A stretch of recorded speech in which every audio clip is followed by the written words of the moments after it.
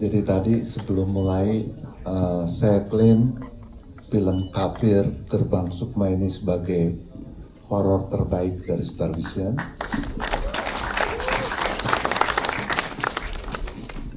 Saya tidak tahu teman-teman yang sudah menonton akan klaim seperti apa. Menurut saya ini akan menjadi salah satu dari horor terbaik yang pernah dihadirkan oleh perfilman di tanah air. Dan saya sangat bangga, saya sangat suka dengan karya ini. Terima kasih kepada Mbak Upi yang telah menghadirkan cerita yang begitu dekat dengan kita. Kisah keluarga yang begitu menjadi porak-poranda gara-gara ulah seorang Sri. Bukan gara-gara Tuti Aidia loh ya, Sri. Jadi Sri 3 huruf, Mbak Upi 3 huruf. Nah ini 3 huruf ini yang bikin berbahaya, ini berakibat malapetaka karena ada dosa, ada perjanjian dengan setan, dengan iblis yang terus akan membuat kakak adik, coba bayangin, harus menjadi bermusuhan. Dan hari ini juga kita bisa melihat bagaimana, tolong ya, yang soal Gerbang Sukma ini jangan kita spoilerkan kepada teman-teman, tapi kita bisa melihat penampilan di sini Lela yang kelihatan lebih muda dari Hanum.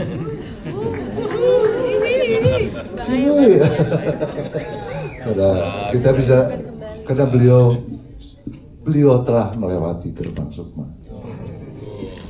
Jadi kita nggak usah sebut beliau melewati apa, tapi menurut saya ini adalah sebuah horor berbeda, horor yang baru. Jadi waktu saya dapat draft pertama skripnya dari Mbak Upi, saya bilang ini apa yang ada di kepala Mbak Upi bisa membuat cerita seperti ini sebenarnya. Dan semoga ini bisa menjadi sebuah persembahan terbaik dari Star Vision mengawali tahun 2026. Bagaimana semua telah mendedikasikan kreativitasnya dari mulai skrip, tim produksi, dan cast, sehingga begitu menjadikan film ini begitu lengkap, begitu penuh, semua rasanya ada.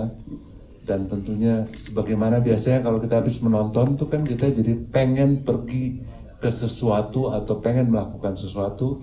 Jadi apakah kalian semua bersedia untuk berkunjung ke rumah kakek dan nenek?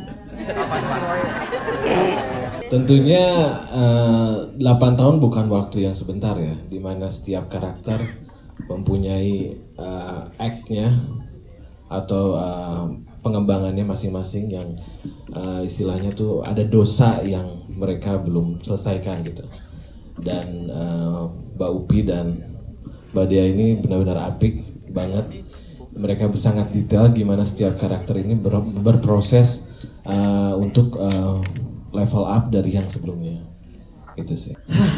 Kalau beban ya apa ya, terus terang beban ya kayak gitu ya, karena ini adalah kelanjutannya gitu ya. Tapi saat saya dikasih tahu Bapak penulisnya adalah tetap Mbak Upi, saya jadi trust lagi kayak gitu loh. Jadi bersemangat lagi karena terus terang skenario dari Mbak Upi itu udah sangat apa ya, sangat membuat kita berimajinasi yang lebih kayak gitu loh. Jadi malah tadinya saya khawatir, Pak Pares kan selalu sering gitu ya bertanya saat ketemu di premiere atau saat kita produksi persiapan gitu ya, Kinoy Cafe kapan ini kita lanjutin, kayak gitu loh. Sebenarnya itu jawaban jujur nih Pak, bingung juga nih mau cerita dari mana kayak gitu loh. Tapi waktu pas saya baca draft dari Mbak Upi kayak gitu ya, wah ini jatuh cinta kedua lagi nih setelah Cafe Bersekutu dengan Setan kayak gitu ya. Yang dimana Cafe Bersekutu dengan Setan itu juga menghantarkan saya jadi banyak callingan film-film horor kayak gitu kan, kayak gitu. Jadi ini menjadi sesuatu yang ekspektasinya bukan buat penontonnya, malah harus dari saya dulu kayak gitu loh. Saya mau menempatkan diri saya kayak gitu. Jadi saya harus membuat ini lebih dari film-film horor yang saya buat kayak gitu ekspektasinya. Jadi cerita yang sudah begitu bagus kayak gitu ya, yang sangat menyentuh. Karena banyak juga bukan hanya kita menjual gore-nya gitu ya di kali ini, kafir yang kali ini gitu loh. Walaupun yang kafir yang dulu dikenal atmosferik horornya kayak gitu ya, tapi kali ini storytelling, atmosferiknya tetap terjaga, tapi hanya emang ada bumbu gore, sadisme, terus jump scare-nya juga ada kayak gitu loh.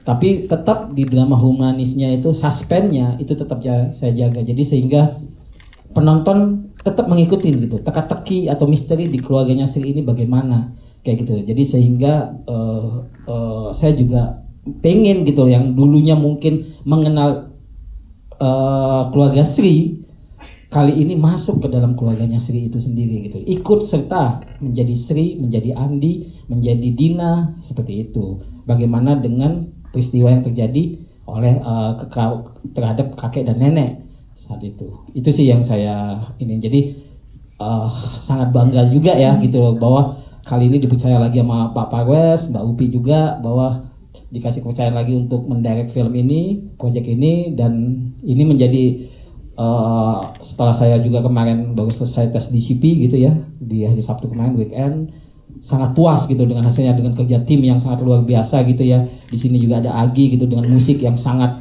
membangun lagi gitu. Saya dengan adegan saya yang saya ciptakan gitu ya, saya buat gitu, malah dia bukan hanya mengiring tapi malah membangunkan lagi emosi-emosi dari tiap karakternya gitu, tiap pergerakannya, terus dari sinematografinya, artistiknya kayak gitu. Jadi semua pengen up kayak gitu loh. Tapi upnya itu bukan sesuatu yang jadi keren dalam arti hanya mata sekilas kayak gitu, tapi ada maknanya. Itu yang saya kerjakan.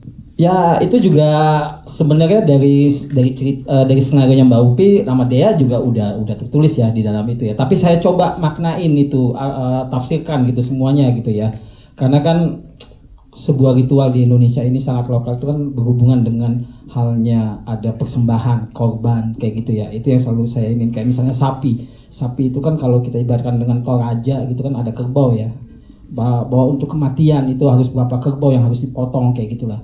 Nah, hal-hal kedekatan inilah yang kita coba untuk biar film ini secara storytellingnya modern, tidak lokal, tapi rasa visual atau emosinya tetap lokal. Itu yang saya jaga gitu. Tapi pengumuman di sini juga semua binatang-binatang yang di sini, hewan-hewan di sini juga semuanya mocap ya. Bukan istilahnya, maksudnya ini bukan kita menyiksa hewan atau apa gitu. Semuanya mocap, kayak kepala kambing atau apapun juga itu juga mocap kayak gitu loh. Terus ada sapi satu yang saya juga bilang ke Pak Parwes waktu itu, minta izin gitu, Pak, boleh nggak kita beli sapi satu kayak gitu ya, karena memang harus ada apa ya yang kita korbankan kayak gitu loh. Dan itu juga secara saya bilang ke Bapak bahwa saat ini setelah selesai itu akan kita bagi-bagikan ke orang yang dibutuhkan gitu di sekitarnya di daerah Banyuwangi itu. Jadi kita sumbangkan atau apa sih dikubankan ya, dikirim ke pesantren-pesantren di sekitarnya kayak gitu. Jadi kalau simbol-simbolnya ya kayak kucing gitu ya. Kucing itu kan ibarat penjaga rumah gitu ya, kita kenal gitu ya. Nah, saat ada aura negatif dia sangat mengerti kayak gitu. Karena saya sendiri juga pencinta anabul gitu ya. Di rumah saya ada anjing husky sama kucing Persia gitu ya. Jadi kadang-kadang mereka juga melihat ada hal-hal mistik atau negatif juga tahu gitu caranya gini. Nah, karena ini ada pelaku yang untuk masuk ke keluarga ini, pintu ini dibuang dulu gitu loh. Nah, kalau teman-teman tadi lihat kan kayak gitu ya. Maksudnya kenapa kucingnya jadi harus dimatikan dulu kayak gitu, karena akan susah, dia jadi penghalang kan, aura negatif akan masuk kayak gitu loh. Nah, ini kan yang di dunia mistik atau yang kita kenal di negara kita juga sangat dekat gitu ya, relate gitu loh, bahwa kucing kayak gitu juga bisa ini. Tapi permainan itu tidak berhenti hanya menyampaikan itu. Nah, ini kepintarannya Mbak Upi dan Dea gitu loh, bisa dimainkan lagi ke adegan-adegan berikutnya, di mana kengerian-kengerian bahwa teror yang dibuat ke setiap karakter sampai mereka akan makan kucing yang kayak gitu loh. Itu yang aku bilang skenario ini sudah sangat luar biasa kayak gitu bagi aku ya, dan sangat senang gitu mendapatkan skenario yang sebagus ini kayak gitu. Karena sebagai sutradara malah bukan menjadi gampang sih, malah menjadi bagaimana ya biar setiap kalimat yang ada di skenario itu sampai ke penontonnya kayak gitu, lihat visual ya kayak gitu, dalam suara dan musik kayak gitu. Sebenarnya ketika Pak Parwes bilang dia ingin bikin kafir selanjutnya dari kafir bersekutu dengan setan, sebenarnya saya agak bingung juga ya, kira-kira apa lagi yang mau disampaikan gitu, karena kan kalau di kafir bersekutu dengan setan terkesan bahwa semuanya sudah selesai gitu kan. Kita sempat berdiskusi, saya dengan partner menulis saya, Dea, kita sempat diskusi kira-kira apa ya, karena sejujurnya saya itu biasanya nggak pernah mau disuruh nulis sequel. Ini karena bapak. Jadi akhirnya saya pikir gitu. Nah, benang merah yang saya ambil adalah sebenarnya ini ceritanya kan basic, human banget ya. Semua itu diawali dari keserakahan gitu. Bagaimana manusia selalu memiliki keserakahan, ingin memiliki sesuatu yang bukan haknya dia. Itu kan di awal kafir, di awal itu kan seperti itu. Nah, itu yang saya bawa ke cerita ini. Jadi ketika dia ingin menginginkan sesuatu yang bukan haknya, dia melakukan hal yang sebenarnya tidak baik, seperti dia bersekutu dengan setan, dia menghalalkan segala cara. Masalahnya ketika kalian sudah bersekutu dengan setan, di kafir gerbang Sukma ini, ketika Sri sudah berusaha untuk memagari keluarganya, melindungi keluarganya, dia berharap bahwa oh semuanya sudah selesai di masa lalu. Itu tidak, karena iblis itu tidak akan berhenti memperdaya manusia, apalagi Sri yang sudah pernah bersekutu dengannya gitu. Jadi ketika Sri berusaha untuk hidupnya berjalan lurus, tapi si iblis ini lebih hebat lagi untuk memperdayanya gitu. Jadi akhirnya mau tidak mau Sri itu harus keluar dari ruang yang sudah dia pagari, di mana akhirnya itu menjebak dia dan membahayakan lagi kehidupan keluarganya. Terus apalagi yang baru ya kalau misalnya hanya cuma keluarga kecil mereka ini, makanya kita hadirkan si kakek dan nenek itu gitu kan. Di kafir gerbang Sukma ini kita liatin bahwa Sri hidup dengan traumanya dia gitu kan. Traumanya dia atas masa lalu, atas perbuatan dia, atas dosa-dosanya dia. Pada akhirnya dia menjadi sosok yang berusaha sangat melindungi keluarganya, melindungi keluarga kecilnya, anak-anaknya gitu. Tapi sikapnya itu jadi terkesan kayak berlebih-lebihan. Tapi sebenarnya itu adalah usaha dia terakhir lah, usahanya dia untuk melindungi, memagari anak-anaknya. Ya, tapi pada akhirnya lagi-lagi iblis lebih pandai dari itu, lebih pandai memperdaya manusia. Di sisi lain ada juga Hanum. Sebenarnya Hanum tuh harusnya kan dia sebenarnya ibaratnya dikasih kehidupan kedua ya, dia bisa hidup lagi. Tapi sekali lagi bahwa ada keinginan besar keserakahan ketika dia melihat kehidupan orang lain lebih bahagia, dia tidak bisa menerima itu, ya lagi-lagi akhirnya iblis masuk ke dalam dirinya dia. Jadi intinya ketika kita sudah bersekutu atau meminta sesuatu kepada iblis, ya dia tidak akan pernah membiarkan kalian hidup lurus, karena dia akan datang dari arah depan, belakang, kiri, kanan untuk memperdaya. Awalnya tuh sempat sama Mbak Upi kita brainstorming dulu ya, apalagi ya cerita yang harus dilakukan di kafir gerbang Sukma ini gitu. Kalau cuma dendam, juga dendamnya seperti apa ya, itu yang di sini kita gali lagi kan, kayak dibilang Mbak Upi tentang keserakahan tadi. Jadi sebenarnya apa yang terjadi di hari ini tuh adalah kumpulan semua yang kita lakukan di masa lalu kan. Dan itu tuh ternyata tidak pernah selesai, apalagi ketika kita bersekutu dengan setan, dan itu terus berlanjut sampai akhir hidup kita kalau kita udah bersekutu dengan setan. Nah itu yang coba kita gali, dendamnya, terus apa yang belum selesai sama Sri, dan kita lagi nambah keluarga di sini kan, ada nenek kakek, terus kita juga ada istri dari Andi udah mulai growing up di sini, dan disitulah kita coba keluarga ini itu kita kupas lagi traumanya mereka dan dendamnya yang tadi dibilang hal dari si Hanum yang belum selesai, itu yang coba kita angkat lagi sih di sini. Begitu saya menonton filmnya pertama kali, hasil dari editing, saya langsung jatuh cinta lagi dengan film ini sampai saya membatalkan liburan saya, sampai saya pengen menggarap film ini dengan all out gitu ya. Jadi sebegitu pas banget nonton langsung yang ini harus digarap dengan sepenuh hati gitu. Jadi terima kasih sebelumnya. Kalau tentang musiknya sendiri sebenarnya juga karena saya juga yang menggarap film kafir bersekutu dengan setan dulu. Jadi saya sudah familiar dengan cerita awalnya, cerita keluarga ini. Nah, di sini kan kelanjutan dari cerita yang pertama, di mana cerita yang pertama itu ditutup dengan sesuatu yang mungkin tidak selesai juga ya. Ada adegan ambulans jalan waktu itu ya, dan itu sesuatu yang menandakan bahwa this is not over yet gitu. Nah di film ini juga saya menggambarkan sebuah keluarga yang mungkin selama 8 tahun hidup dalam kenyamanan yang palsu gitu ya. Mereka terlihat sekali di awal Sri ini ya dibuka dengan dia mengubur sesuatu, dia pengen dia sedikit-sedikit mengecek ini, ngecek itu karena tidak pengen keluarganya kenapa-kenapa. Jadi mereka walaupun terlihat santai tapi sebenarnya mereka sangat tidak nyaman gitu, dan ini seperti kayak bisul mau pecah, dan inilah yang saya tuangkan ke dalam musik ya. Jadi kayak pelan-pelan ketidaknyamanan ini berubah pelan-pelan, tiba-tiba ada masuk ke level baru di mana kakek dan nenek ya, kakek nenek ini juga ada keanehan-keanehan yang makin memuncak, tiba-tiba ada karakter Jarwo yang hidup lagi gitu, yang tiba-tiba ada Kirojo, ada peperangan antara hitam dan putih, pokoknya semuanya jadi chaos dari ketidaknyamanan yang tadinya mungkin terendap ya, tiba-tiba keluar semua di ujung gitu. Jadi itu semua saya coba tuangkan di musik ya. Bagaimana menuangkan dalam musiknya itu ya saya juga tidak tahu. Mungkin saya pas lagi bikin juga agak-agak kesurupan atau nggak tahu gimana, teman. Ya begitulah, pokoknya saya pas lagi bikin tiba-tiba jadi aja gitu loh. Jadi ya mudah-mudahan berkenan dengan musiknya juga. Jadi terima kasih Stepan. Dan menjawab pertanyaan yang tadi, memang di sini Sri berusaha menuntaskan apa yang belum rampung di waktu lampau. Sri berusaha untuk bertanggung jawab pada apa yang telah dia ciptakan di awal. Mungkin secara tematis jadi mirip ya dengan saya yang juga dulu lahirnya memang di film Kafir.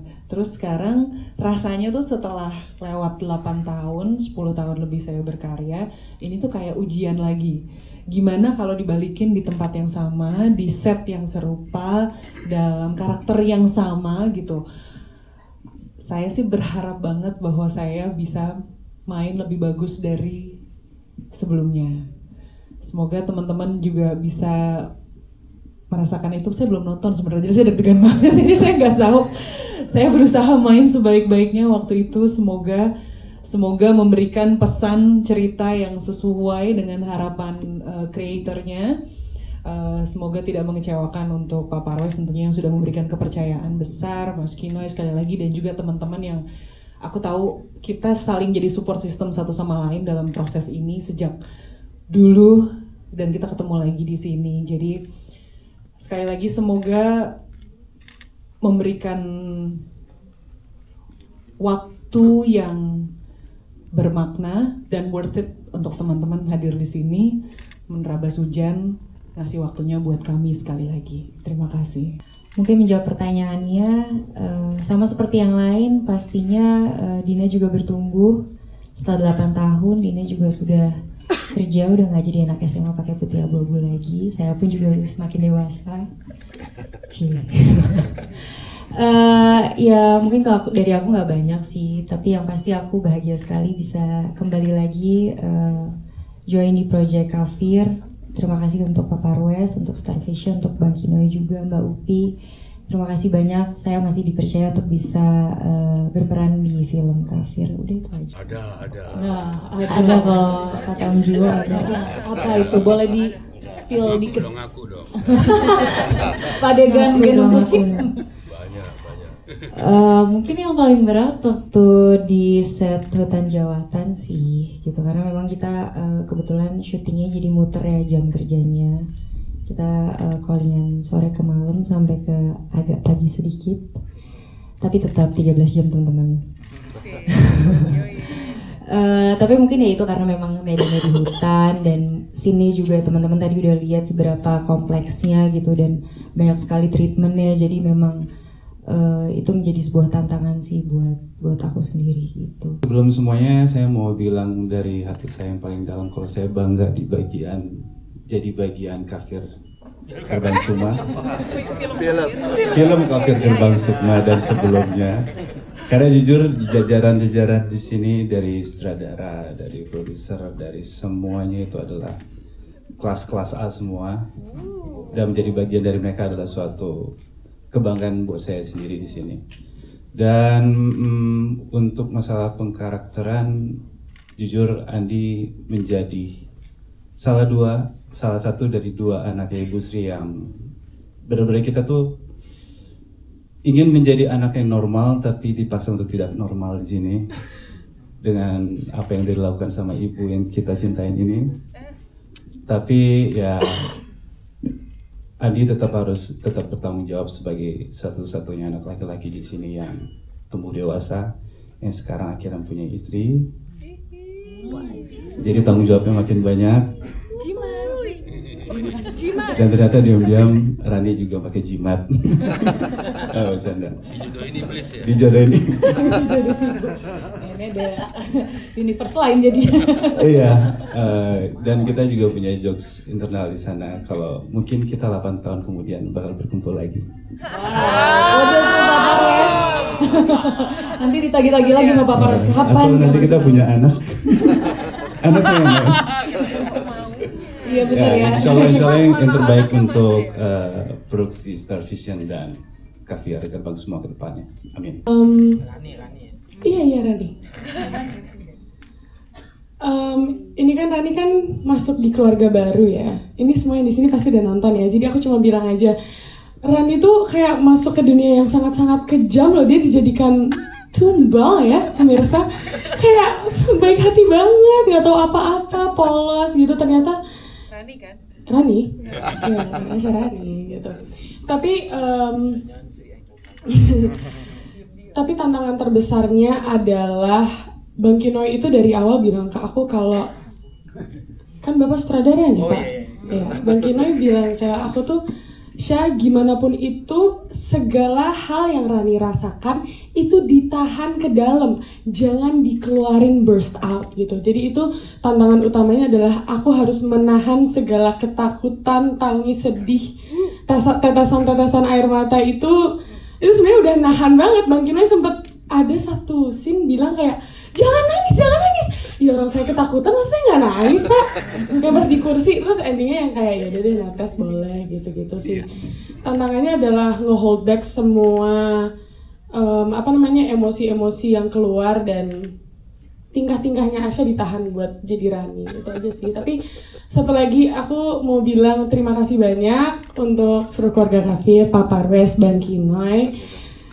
Keluarga film Kafir, ya Allah maaf ya. Maaf. Deg-degan saya. Saya mau bilang juga terima kasih banyak untuk suami saya Andi karena selama syuting ini adalah cita-cita aku main film horor, so thank you Star Vision dan Pak Parwes. Selama di set itu aku kadang suka bingung berdiskusi sama Bang Kinoy dan stres sendiri di set. Oh kayak, Kak aku harus gimana lagi, aku udah ngelakuin itu, aku nggak bisa ini, nggak bisa itu. Yang support selalu Kak Azof. Jadi segala derai tangisan Rani yang ditahan-tahan itu aku ngomelnya ke Kak Azof. Jadi makasih udah sabar. Paling itu aja. Thank you so much, semoga kalian suka. Berasa nggak dendamnya? Pas mereka ngomong berdua itu kayak aku merasa dendam banget loh. Hey, Andi, Jimatnya di saya nih, jimatnya di saya. Kamu udah beristri? Hah? Kamu lupakan aku? Jangan sampai disantet. Jangan sampai loh. Aku udah bawa ibuku loh. Aduh. Terpaksa saya halangin loh itu. Makasih ya Pak sudah menghalangi kita. Pertama kali dikabarin sama Pak Parwes, ternyata ada film Kafir Gerbang Sukma. Jadi kayak lanjutan dari film Kafir yang pertama. Terus aku sampai kayak shock kayak, wah masih ada. Aku ngapain dong ntar di situ? Terus ternyata pas setelah aku baca-baca lagi ceritanya sangat-sangat menarik. Dan menurut aku ini adalah salah satu karakter Hanum yang di sini. Karakter yang aku impi-impikan. Karena kayak menurut aku mungkin jarang banget aku punya karakter yang segor ini tapi sangat berkelas. Gimana Pak sutradara? Karena aku ngerasa beberapa kali reading kemarin aku bingung gitu mau digimanain si Hanum ini, mau marahnya gimana, dendamnya seperti apa, itu kan harus ada takarannya gitu. sampai akhirnya 3 hari sebelum aku syuting itu aku akhirnya membulatkan, oke, ini Hanumnya akan segini. Karena selama reading aku belum menemukan ini aku mau dibawa kemana ini si karakter Hanumnya, karena ini karakter sangat berat buat aku pribadi.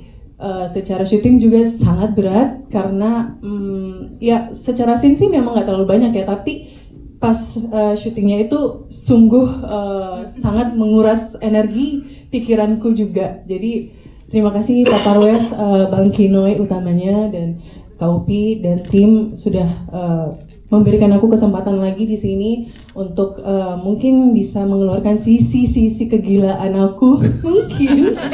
Jadi terima kasih sudah menjadi tempat pelajaran buat aku pribadi. Terima kasih banyak. Tadi bagaimana, menikmati nggak? Wow, katanya gitu. Yang pasti dari film ini aku belajar bahwa dendam kusumat itu nyata. Dendam kusumat di dalam keluarga itu bisa turun menurun sampai kapanpun. Bisa jadi nanti akan ada kafir ketiga selanjutnya. Bukan lagi gerbang Sukma, tapi sukma-sukma yang lain gitu. Yang pasti aku terima kasih Pak Parwes, Kinoy dan Mbak Upi, seluruh tim Star Vision yang udah mempercayakan Laila di sini. Yang aku senang dari Star Vision itu selalu one step ahead ya, mulai dari cerita, produksi. Nah ini aja aku sangat tergila-gila dengan Kafir Gerbang Sukma karena menurut aku bisa menjadi pelopor film horor dari sisi visual yang sangat berbeda, yang lebih matang ceritanya, kemudian ya yang seperti yang sudah kalian saksikan gitu. Cuma memang dengan Sri watch out ya. Tunggu pembalasan aku lagi loh. Ya, oh udah dibawa. Tapi yang namanya setan itu kan pasti selalu bisa memberdayakan. Jadi tunggu aja Sri. Iya kan? Itu aja. Thank you semua sudah hadir. Menyambung Mbak Nova. Pesan yang ingin saya kemukakan di sini adalah, oh ya sebelum pesan itu, ini sambung saya di Kafir 1 main, bukan Kafir 1, Kafir tidak diterima di bumi, terus Kafir bersekutu dengan Tuhan, bersekutu dengan setan, ya setan kan juga Tuhan kan. Lo yang terjadi di kita perang antara malaikat dan setan di dalam Tuhan. Lo iya, ini seriusnya. Oke. Membawa kami ke Iran, waktu itu kita lama hampir sebulannya di Shiraz, Jogjanya Iran. Luar biasa itu perjalanan menyenangkan. Sama yang ini 2024 ini. Saya bilang kenapa saya masih berteman sama Pak Parwes, karena Tuhan masih menciptakan perempuan. Kami nggak pernah ngobrol apapun kecuali perempuan. Nggak serius, bukan tapi topik kami adalah kita sama-sama sepakat bahwa Tuhan menciptakan pundak laki-laki untuk menyangga tangis perempuan. Dan Tuhan menciptakan tangis perempuan agar laki-laki melupakan tangisnya sendiri. Nah, itu prinsip yang lain. Jadi selama perempuan masih ada, berarti kafir gerbang selanjutnya masih akan ada. Dan yang terakhir, saya Mbak Nova, pesan yang ingin disampaikan ini terngiang-ngiang terus di saya. Sudah 20 tahunan terakhir saya bilang, neraka itu nggak harus dihentar-hentar. Pada saat kamu dendam, pada saat itu juga kamu sudah masuk neraka. Karena panas, umum, gerjola, gelora, dan ada di film ini. Terima kasih. Terima kasih Om Tejo, luar biasa benar. Jadi saking jatuh cintanya kita sama Jarwo, saya nggak pesan apapun gitu ke Mas Aki. Kalian tahu kan part musik yang paling epic di mana? Kehadirannya Jarwo. Benar kan? Betul kan? Luar biasa. Nanti ya Pak Parwes ya. Oh itu umum. Dibalas lagi. Saya ngerti, Mbak Upi saya ngerti. Ini pasti langganan, namanya main kafir pasti saya disuruh bikin mantra. di kafir yang nggak diterima di bumi, bener loh. Terus bergabung sama sekutu sama setan. Ini kok enggak. Yang ini ternyata begitu sudah masuk hutan jawatan, Mas, ini pesan dari Pak Parwes, katanya suruh bikin mantra, jancok ya, ada bikin Ada surprise-nya begitu. Kan biasanya begini ya, kalau kita bikin karakter horor, matanya hitam, ya kan? Jadi pada waktu kita udah editing, kita lagi ngebahas VFX, saya bilang, itu Sujiwo Tejo kan yang justru yang paling menakutkan tuh matanya, masa kita mau hitamin sih? Ini suaranya, ini kalau dia nggak ada dialog ya bahaya, saya bilang. Ya mantra sebanyak-banyaknya, tapi saya sebagian mantranya itu saya nggak tahu tuh, kayak ada bahasa Sunda aja. Lady first. Assalamualaikum warahmatullahi wabarakatuh. Terima kasih sudah datang. Silahkan gantian. Berasa hangat nih ya. Ini saya pertama baca skripnya, saya agak bingung nih, karena nggak ada referensi karakternya kayak gini kan. Ini seperti karakter yang diturunkan dari planet lain. Terus saya harus menciptakan karakter itu. Akhirnya saya gunakan imajinasi ini. Sebetulnya tokoh ini punya perasaan apa enggak ya? Ada yang dirasakan atau enggak gitu. Akhirnya dia harus jalan lurus saja. Saya diskusi dengan partner saya, Nena ini agak sulit diskusi sama dia karena saya dimarahin terus ya. Apalagi waktu latihan dansa itu kena keinjek-injek terus. Sebel banget dia sama saya. Terus akhirnya saya mendapatkan pikiran menciptakan karakter ini menggunakan imajinasi saya. Karena tidak ada referensinya karakter manusia seperti ini, jadi saya bayangkan saja waktu berjalan saya tidak menginjak tanah, walaupun kelihatan menginjak tanah, tetapi saya melakukannya seolah-olah saya tidak menginjak tanah. Tapi ada bagian-bagian juga yang saya melihat karakter ini adalah karakter entah membantu dendam, entah menghalangi dendam anak saya. Karena kakek ini di film Kafir 1 kan tidak ditampakkan. Nah di sini berarti itu sempat jadi diskusi kita juga bahwa ada satu pesan moral di sini. Ya. Ada kesadaran dari Sri ini, ya, sebelum dia terlambat dia sudah melupakan cintanya kepada kedua orang tuanya. Jadi dia mencoba menghapus dosa masa lalu melalui kakek nenek ini. Dan ini juga pesan buat kita, mumpung nanti dekat Ramadan ya, di dekat Ramadan jangan pernah melupakan orang tua. Sebagaimanapun peristiwa yang dialami, di ujung-ujungnya Sri akhirnya ingat juga dengan kedua orang tuanya dan dia mencoba menghapus dosanya dengan kembali berkunjung ke tempat orang tuanya, tapi Tuhan berkehendak lain seperti yang dilihat di film ini. Itu kan Bu? Ya.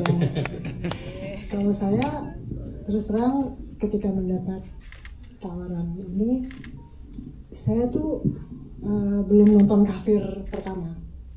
Jadi saya nonton dulu itu saya nonton, kemudian setelah melalui tes, ya alhamdulillah, terima kasih Pak Parwes dan Kino yang sudah mempercayakan kepada saya karakter ini, dan terima kasih juga kepada keluarga Kafir. Keluarga Kafir, bukan, bersekutu dengan setan. Jadi saya bisa masuk ke dalam sini dan semuanya support juga di dalam proses syutingnya. Kemudian yang saya ambil hikmahnya dari sini adalah dari sini yaitu bahwa kita tuh kalau kita mempunyai masalah itu ininya ya, apa hikmahnya dari film ini yang saya lihat, ketika kita mempunyai suatu masalah, kita jangan pergi ke ya gitu loh. Jadi kita harus percaya sama yang atas, sama Allah, karena itu adalah penyelesaian yang paling terbaik gitu. Itu aja. Dan satu lagi, saya bersama Bang Wendy ini terima kasih juga sudah banyak support saya.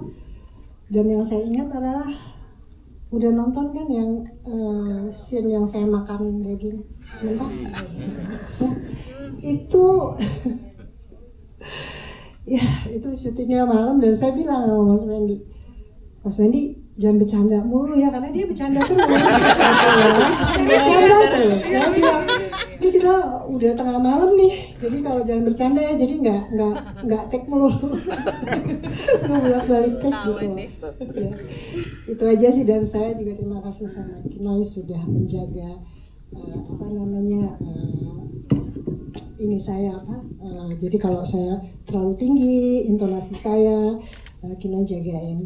Ya mungkin karena sama seperti Asya juga, kadang kan suka jadi harus ke dalam, gitu.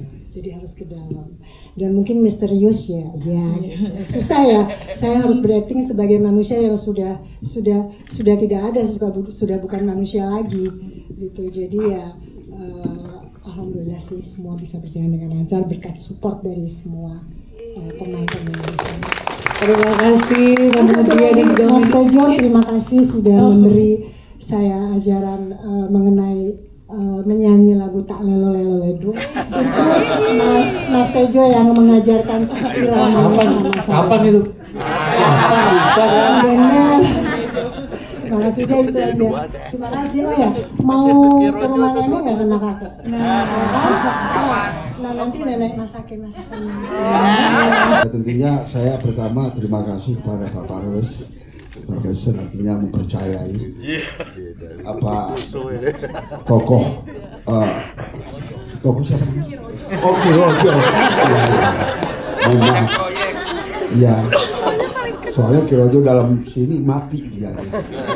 Tapi Kirojo itu sebetulnya dia tetap harus hidup ketika kejahatan.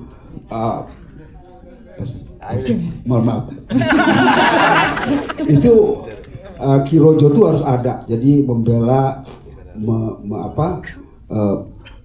Sri dalam hal ini, dan tentunya dengan pengorbanannya itu. Dan tentunya di dalam proses juga terima kasih Pak Kinoy yang selalu memperhatikan. Dan kalau saya syuting itu sebetulnya syutingnya keseluruhannya berapa hari? Oh iya, luar biasa. Tapi saya syutingnya hanya 1 hari. Namun karena prosesnya panjang dan kita sudah berdiskusi, seakan-akan saya ikut juga syutingnya. Jadi luar biasa. Terima kasih kepada seluruh tim tentunya yang telah kerjasamanya ya. Dan ada saya dipakai topeng begitu, artinya topeng efek itu kan sungguh luar biasa gitu. Sehingga harus bersabar karena mata saya itu betul. Jadi harus bersabar 1 hari seharian, dan itulah saya kira proses seorang aktor, seorang aktris memang harus sabar, harus tabah ya. Ya walaupun batuk-batuk tadi saya, tapi nggak apa-apa. Mudah-mudahan film ini bukan sekedar teknis atau penjangkau, tapi lebih imajinasi. Tentunya mengajak para penonton semuanya, kalau mau cerdas ya tonton film ini. Terima kasih. Iya, air ya Noit. Ya karena adegan yang cukup melelahkan itu di kebun tebu ya. Meskipun adegannya cuman air, saya teriak-teriak cuman air. Padahal airnya nggak tahu nyarinya di mana air itu penduduk. Tapi ya lumayan karena ada api, terus ada ada panas. Air tidak ada Pak, saya udah teriak-teriak nggak ada. Itu sih yang menantang, terik mataharinya lumayan dan kata kunci air itu yang membuat Kinoy bisa itu kode crank up kamera supaya kelihatan bahwa itu kebakaran semua. Tanpa saya tidak ada kebakaran itu. Ya, jadi gini kan maksudnya kalau kakek itu kan dia itu apa ya, ada satu yang korban yang harus dikorbankan kayak gitu ya, dari kambing-kambing itu menjadi syarat untuk ritual-ritual kecilnya kayak gitu. Nah, saat namanya dia melakukan itu kan selalu apa namanya itu, kita melepaskan semua baju kita kayak gitu loh, secara ritual gitu loh, secara visualnya gitu, menggambarkan gitu. Jadi kita tidak boleh, kita harus suci kayak gitu, kita nggak boleh memakai pakaian apa gitu. Jadi kayak apa ya, kayak diri itu benar-benar suci untuk kambing-kambing ini akan dibawa ke gudang sebenarnya, kepala-kepala itu yang itu kan dibawakan oleh Andi kayak gitu. Itu sih sebenarnya, jadi bukan untuk sensualan atau apa kayak gitu, tapi memang itu kan seperti istilahnya ada budaya-budaya kita kayak di Bali gitu ya, kita harus mensucikan diri kita dengan mandi gitu ya kayak gitu. Itu kan apa buka kayak gitu ya, tapi kan dengan ada kain kayak gitu ya yang masih menutupi kayak gitu ya gitu. Jadi makna visualnya ke situ sebenarnya. Kita pengen menyesuaikan bahwa sesuatu yang sangat sakral itu harus sangat suci gitu, adalah tubuh kita gitu, bukan yang kita bawa pakai baju atau apa kayak gitu. Itu yang sebenarnya juga tantangan banget ya saat kita izin ke Bang Wendy ya Bang, waktu itu pas kita ketemu gitu ya, ada satu tantangan, saya memang meminta untuk adegan itu tanpa baju dan celana, hanya dengan celana dalam aja kayak gitu. Itu sih yang saya minta dari Bang Wendy, dan alhamdulillah Bang Wendy paham untuk ininya dan dia mau melakukannya kayak gitu. Nah kalau yang siapa, Lela itu ya kembali lagi, itu yang saya bilang ke Pak Parwes bahwa di adegan ending ini kita harus visualkan apa itu gerbang sukma gitu loh, gerbang kelahirannya roh ini kayak gitu loh.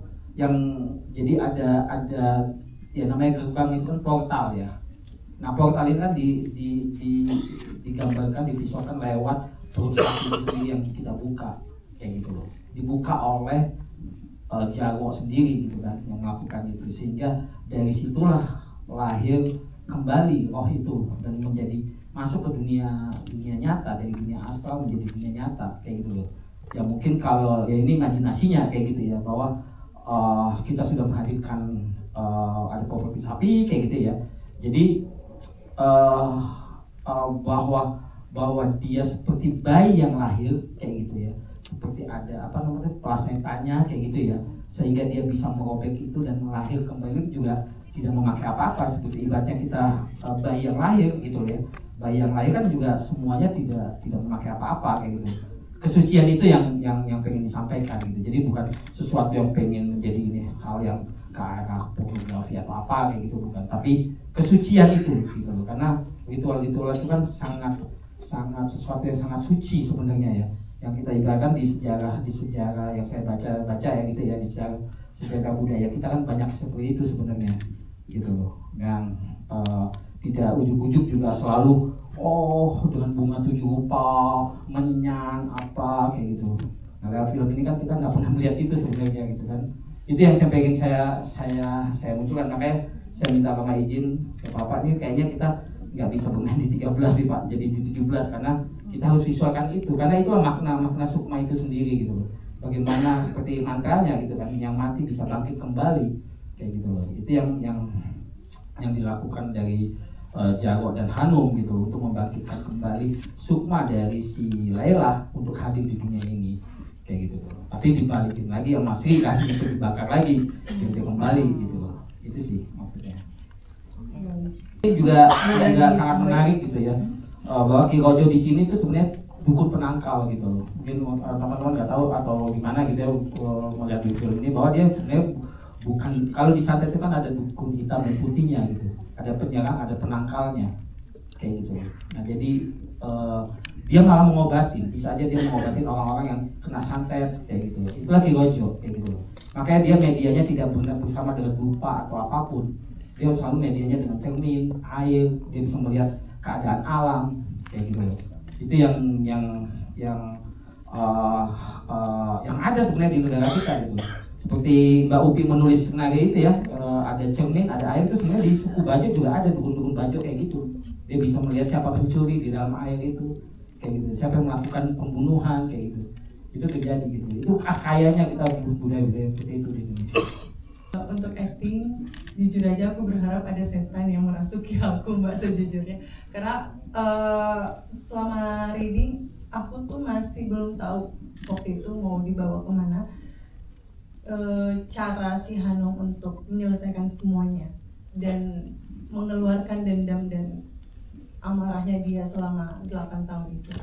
Jadi yang aku coba lakukan adalah mencoba mendengar banyak dari Bang Kinoy. Namanya lucu sih.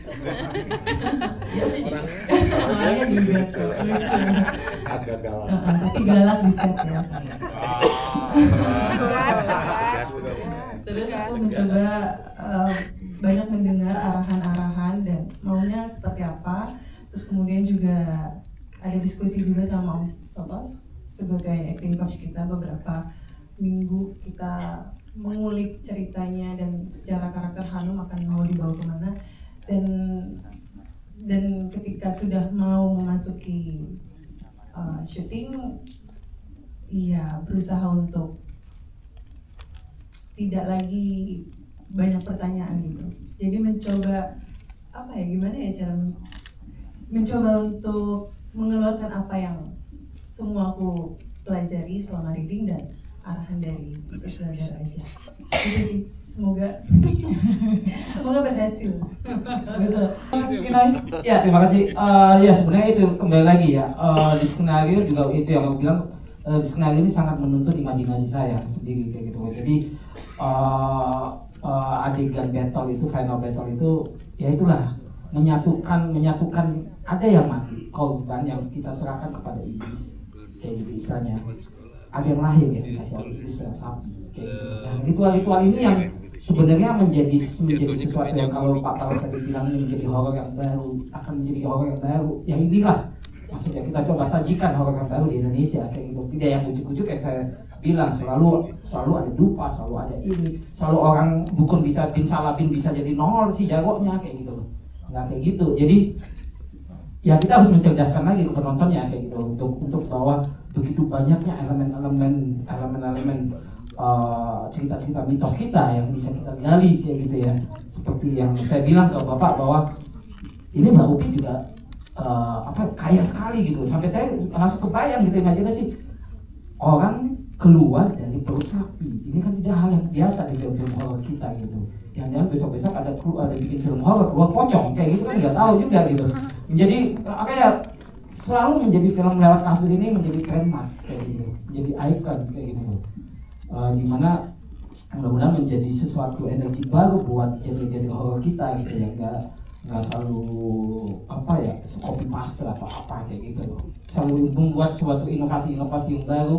Mau itu lewat ritual, lewat storytellingnya, mau dari detail-detail benda-benda propertiesnya kayak gitu loh. Itu yang saya ingin, dan itu memang saya gali lagi bahwa saat Hanum mengeluarkan perjanjian itu kan bahwa bayi ini janin ini mati, iblis akan melahirkan kembali setelah. Akan apa? Oh iya. Yang jadi nanya mana ya? Dimantrain aja Om. Kenapa? Mantrain Om. Kenapa bukan perempuan? Saya kurang semangat jawab lagi-lagi. Ini nggak apa-apa. Aku nggak jawab apakah itu yang nonton sapi aku atau enggak, nanti spoiler. Yang aku jawab adalah di film ini aku dandan itu hampir 4 jam. Hampir 4 jam karena tangan di suatu wajah, kaki. Ternyata di syuting malam itu yang di-shoot cuma mukaku. Enggak, kalau ini terjadi di film pertama yang bersatu dengan setan, aku marah betul. Aku marah lebih jelek dari Kino. Kan ini. Aku marah betul. Tapi aku pikir waktu itu, Nadia, ini. Di hotel aku pikir bener, bukankah ini cara Tuhan untuk bilang padaku bahwa kamu harus total. hanya diambil rai kutok. Yang namanya, Masya Allah, yang namanya makeup kaki sampai gini Pak Ores, saya sampai kasihan sampai gak diambil sama Kinas. Dia bisa koordinasi sama makeup, gak usah diambil mukanya aja. Yang diambil cuma wajah. Tapi pelajaran dari situ, kita harus all out.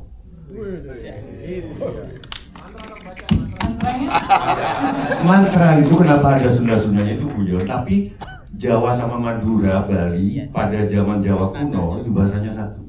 Jadi sengawur-ngawurnya Sujiwotejo nggak terlalu ngawur. Ini Sri ini tidur di rumah nenek, dia nggak mau pulang ke hotel. Sampai kita semua, ya gimana dia kalau dia apa-apain sama orang gimana? Sampai akhirnya kita diam-diam pasang orang di situ kan jaga. Dia maunya tidur di situ. Dengan segala hormat sama Wendy, dia mainnya bagus banget. Mau dia datang. Bagus banget. Wah, Asa ini, saya apa sih kok manja banget anak ini? Segitu kan di pohon-pohon itu kan, di bathtub, jangan pokoknya di suatu bathtub, di suatu tempat, gitu ya, di suatu bumi, kira-kira gitu. Aku pikir dia manja banget.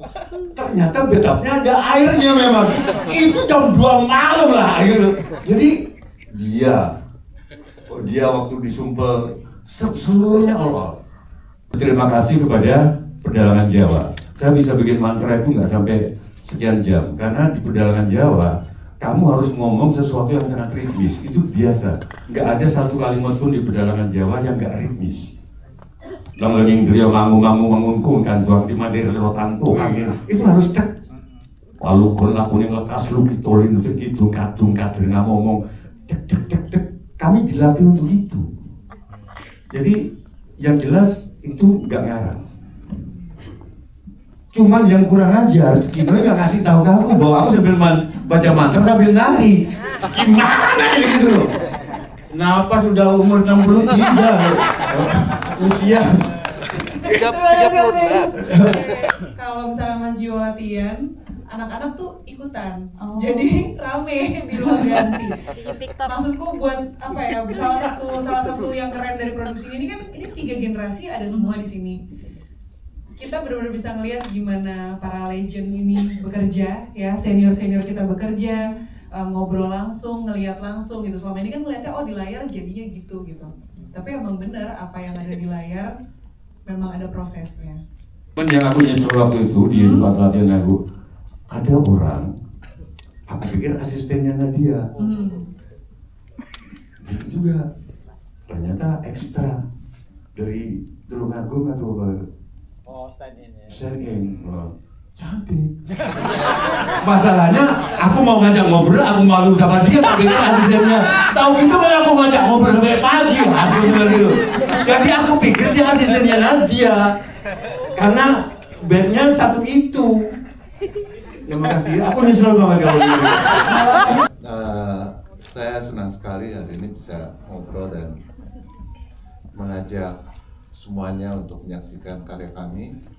Semoga kita sepakat bahwa ini adalah sebuah horor yang bisa memberikan hal yang baru, sangat kaya dengan detail. Dari sejak skrip ditulis oleh Mbak Upi, saya tahu sekali apapun yang Mbak Upi tulis, Mbak Upi itu tidak pernah menulis itu hanya mengarang. Semua selalu melalui riset.